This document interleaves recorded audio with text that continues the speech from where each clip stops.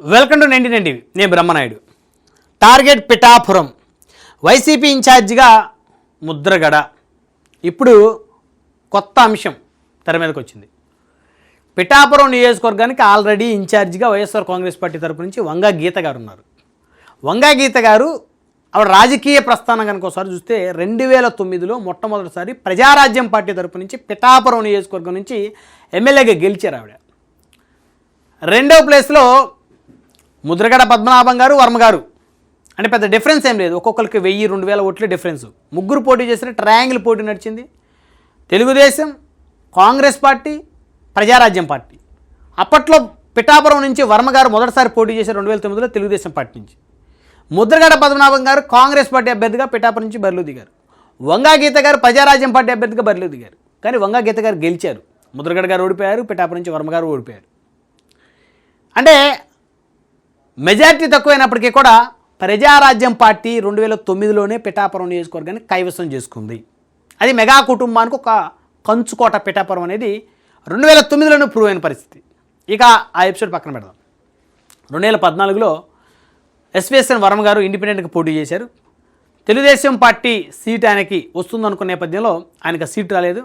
ఆ తరుణంలో ఆయన ఇండిపెండెంట్గా నామినేషన్ వేయటం, టీడీపీ కూడా ఆయనకి అనధికారికంగా మద్దతు ఇవ్వడం. టీడీపీ అభ్యర్థికి కేవలం 15,000 ఓట్లు వచ్చాయి. ఆయనకి మంచి మెజారిటీ వచ్చింది, ఎమ్మెల్యే అయ్యారు. అప్పుడు జనసేన తెలుగుదేశంతో ఉంది. జనసేన, తెలుగుదేశం, బీజేపీ ఒకటిగా ఉన్న పరిస్థితి. 2019 చూస్తే వైఎస్ఆర్ కాంగ్రెస్ పార్టీ తరపు నుంచి మరి 2019 ఎన్నికల్లో పెండెం దొరబాబు గారు గెలిచారు. అప్పుడు జనసేన పార్టీ నుంచి మాకినేడి శేషకుమార్ గారి పోటీ చేశారు, 30,000 ఓట్లు వచ్చే ఎవరికి. తెలుగుదేశం పార్టీ నుంచి వర్మ గారు పోటీ చేశారు. 2019లో ఆయన ఓడిపోయారు. పెండెం దొరబాబు గారు గెలిచారు. పెండెం దొరబాబు గారు 2004లో మొదటిసారి ఎమ్మెల్యే, తర్వాత 2019లో వైసీపీ నుంచి ఆయన ఎమ్మెల్యే. కాకినాడ ఎంపీగా వంగా గీత గారు గెలిచారు 2019. 2024 ఎన్నికలకి వస్తే మనం పవన్ కళ్యాణ్ గారు జనసేన పార్టీ అభ్యర్థిగా, ఆయన ఆ పార్టీ అధినేత, ఆ నియోజకవర్గం పోటీ చేసి 70,000 ఓట్ల మెజార్టీతో ఆయన అసెంబ్లీలోకి వెళ్ళారు. వంగా గీత గారు అప్పటి వరకు కాకినాడ ఎంపీగా ఉన్నారు. 2024 ఎన్నికల్లో ఆవిడ వైకాపా అభ్యర్థిగా పోటీ చేశారు. ఆవిడ చిత్తుగా ఓడిపోయిన పరిస్థితి. 70,000 మెజార్టీ ఆయనకి, పవన్ కళ్యాణ్ గారికి వచ్చింది. ఇది Pithapuram overall track record, political track record చూసుకుంటే. ఇప్పుడు ముద్రగడ పద్మనాభం గారిని వైఎస్ఆర్ కాంగ్రెస్ పార్టీ పిఠాపురం ఇన్ఛార్జిగా ఆయన్ని ప్రకటించాలని అనుకుంటుందంట. ఎందుకంటే ప్రస్తుతం పిఠాపురం ఇన్ఛార్జిగా వంగ గీత గారు ఉన్నారు వైఎస్ఆర్ కాంగ్రెస్ పార్టీ నుంచి. కాకపోతే పవన్ కళ్యాణ్ గారు లాంటి ఫేస్ని ఎదుర్కోవాలంటే అంత ఈజీ అయ్యే పరిస్థితి కాదనేది వైసీపీకి అర్థమైపోయింది.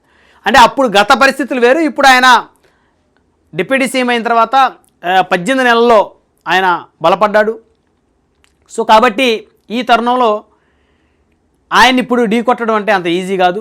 వంగా గీత గారి మరి అక్కడ ఆవిడ పవన్ కళ్యాణ్ గారి ప్రభావాన్ని, ప్రాబల్యాన్ని తట్టుకొని నిలబడే పరిస్థితి లేదు అనేది స్పష్టంగా తేలిపోయింది. సో కాబట్టి పిఠాపురం నియోజకవర్గానికి పవన్ కళ్యాణ్ గారి మీద పోటీ చేయించాలంటే ఒక బలమైన నేత కావాలి, రాష్ట్ర వ్యాప్తంగా ఫేస్ ఉన్న లీడర్ కావాలి. వంగా గీత గారితో అవ్వదు అని వైసీపీకి అర్థమైపోయింది. సో రాష్ట్ర వ్యాప్తంగా ఫేస్ ఉన్న లీడర్ వైసీపీలో ఎవరున్నారు అని చూస్తే ముద్రగడ పద్మనాభం గారు ఉన్నారు. ఈయన గతంలో అనేకసార్లు ఎమ్మెల్యేగా గెలిచారు, మంత్రి అయ్యారు, ఎంపీగా, కాకినాడ ఎంపీగా పనిచేశారు. మరి అలాంటి ముద్రగడ పద్మనాభం గారు అంటే ఆయన బహుశా 2009 లాస్ట్ ఎన్నిక అనుకుంటా పోటీ చేసిన ఎన్నిక, కాంగ్రెస్ పార్టీ నుంచి పోటీ చేసి పిఠాపురంలో ఓటమి చెందాడు 1,000-1,500 ఓట్లు మైనస్ తోటి. ఇంకా ఆ తర్వాత ఆయన పోటీ చేసిన పరిస్థితి లేదు 2014 కానీ 2019 కానీ. ఇప్పుడు ముద్రగడ పద్మనాభం గారిని మరి ఆయన బరిలో దింపాలా, వారి అబ్బాయిని బరిలో దింపాలా అనేది పక్కన పెడితే ఆయన తీసుకొని పిఠాపురం ఇన్ఛార్జిగా పెట్టాలనేది జగన్మోహన్ రెడ్డి గారు ఆలోచనలాగా ఉందనేటువంటి చర్చ నడుస్తుంది. ఎందుకంటే ఆయన రాష్ట్ర వ్యాప్తంగా ఒక ఫేస్ వాల్యూ ఉన్నటువంటి నాయకుడు, కాపు ఉద్యమ నేతగా ఆయనకి పేరుంది, అనేక ఉద్యమాలు చేశాడు. సో రాష్ట్ర వ్యాప్తంగా ఆయన తెలియనటువంటి వాళ్ళు లేరు. సరే ఆయనకి క్యాడర్ ఉందా లేదా, ఓట్ బ్యాంక్ ఉందా లేదని పక్కన పెడితే ఆ ఫేస్ అయితే వెల్ నోన్ ఫేసు. కాబట్టి ఆయన తెచ్చి పిఠాపురంలో పెట్టాలి అనేది జగన్మోహన్ రెడ్డి గారు ఆలోచిస్తున్నట్టయితే చర్చ నడుస్తూ ఉంది.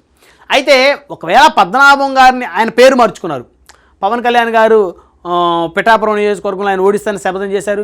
వైకాపా అధికారం రాకపోకుండా ఓడిపోతే తాను ముద్రగడ పద్మనాభ రెడ్డిగా పేరు మార్చుకుంటానని చెప్పి శపథం చేశారు. సో ఆయన శపథం చేసినట్టు మాట మీద నిలబడి ఆయన పేరు గెజిట్ చేంజ్ చేసుకున్నారు. ముద్రగడ పద్మనాభ రెడ్డి అని వచ్చింది మన గూగుల్లో కొట్టినా కూడా.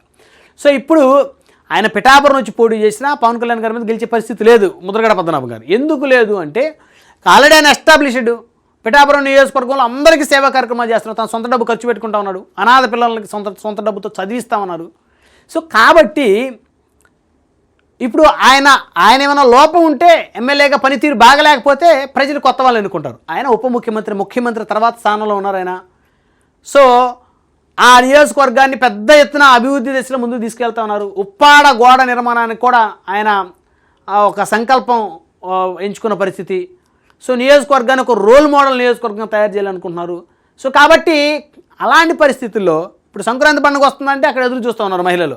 తమకి ఏం గిఫ్ట్ ఇస్తారు ఆయన, ఎందుకంటే గత సంక్రాంతిలో మహిళలందరికీ ఆయన చీరలు ఇచ్చినటువంటి పరిస్థితి, పసుపు కుంకుమ చీర.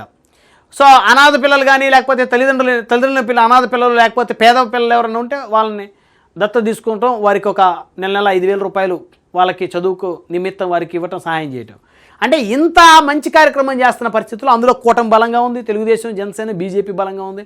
మరి ఇంత బలమైనటువంటి రాజకీయ స్థితి ఉన్నటువంటి నేపథ్యంలో పవన్ కళ్యాణ్ గారి మీద ముద్రగడ పద్మనాభం గారు గెలవడం అనేది ఇంపాసిబుల్. కాకపోతే ఎలాగైనా గట్టి పోటీ ఇవ్వాలి, అట్లీస్ట్ డిపాజిట్ తెచ్చుకోవాలి, గట్టి పోటీ ఇవ్వాలి అనే ఆలోచన ఆ ప్రత్యర్థి పార్టీలకు ఉంటాయి.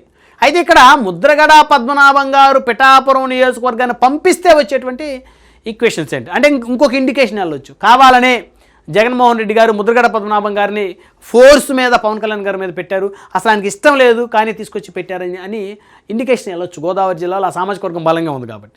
సో కాబట్టి జగన్మోహన్ రెడ్డి గారు ముద్రగడ పద్మనాభం గారిని నిజంగా ఆయన అసెంబ్లీకి తీసుకురావాలి అంటే, మళ్ళీ ఆయన్ని రాజకీయంగా ఆయనకు ఒక అవకాశం కల్పించాలంటే ఆయనకి కాకినాడ ఎంపీ కానీ లేకపోతే మరొంకేదైనా నియోజకవర్గం నుంచి ఆయనకు అవకాశం ఇవ్వాల్సిన అవసరం ఉందా, పత్తిపాడు కానీ ఇంకేదైనా నియోజకవర్గం నుంచి జగన్మోహన్ రెడ్డి గారు అవకాశం ఇస్తే అది బెటర్ ఆపర్చునిటీ ఇచ్చారని అనుకోవచ్చు.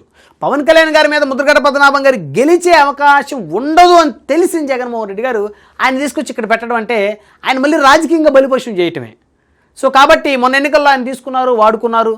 సో ఆయన చేత రకరకాల మాట్లాడించారు. చివరికి ఆయన పేరు కూడా మార్చుకున్న పరిస్థితి. ఆయన ఏ సామాజిక వర్గం కోసం పెద్ద ఎత్తున ఉద్యమం చేశాడో అదే సామాజిక వర్గం చేత ఆయన్ని వ్యతిరేకించేలా చేసినటువంటి పరిస్థితులు ఎన్ని ఉన్నాయి. సో కాబట్టి ఇప్పుడు ముద్రగడ పద్మనాభం గారికి మేలు చేయాలనుకుంటే జగన్మోహన్ రెడ్డి గారు ఆయన్ని పవన్ కళ్యాణ్ గారి మీద పోటీ కాకుండా మరి ఏదైనా మంచి నియోజకవర్గం, ఆయనకి గెలిచే అవకాశం ఉన్న నియోజకవర్గం కనుక ఆయనకు అప్పచెబితే ముద్రగడ పద్మనాభం గారికి మళ్ళీ ఆయన అంటే ఆయన వయసు మళ్ళీ దశలో ఒకసారి మళ్ళీ అసెంబ్లీ మెట్లు ఎక్కినట్టు ఉంటుంది. సో కాబట్టి మరి అవకాశం ఇస్తారా లేకపోతే పిఠాపురంలో పెట్టి మరి ఆయన అనవసరంగా రాజకీయంగా బలిపశం చేస్తారని చూడాలి. సో ఏదేమైనప్పటికీ పిఠాపురం నియోజకవర్గంలో పవన్ కళ్యాణ్ గారి నియోజకవర్గంలో వైసీపీకి మంచి క్యాండిడేట్ని పెట్టుకోవాలి, బలమైన క్యాండిడేట్ని పెట్టుకోవాలనేటువంటి ఒక ఆలోచన అయితే వైఎస్ఆర్ కాంగ్రెస్ పార్టీ అయితే చేస్తున్నట్టు తెలుస్తోంది. సో మరి ఏ మేరకు మంచి క్యాండిడేట్ని పెడతారు, ఎవరిని పెడతారు అనేది చూడాలి.